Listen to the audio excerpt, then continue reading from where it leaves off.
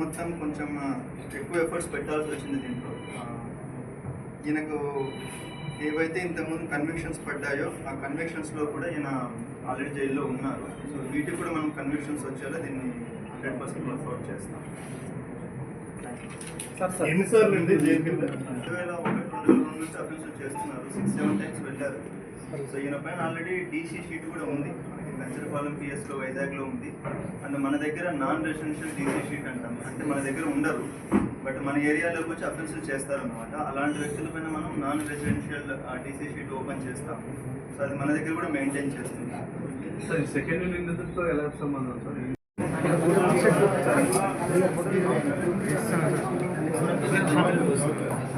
వీళ్ళు మెయిన్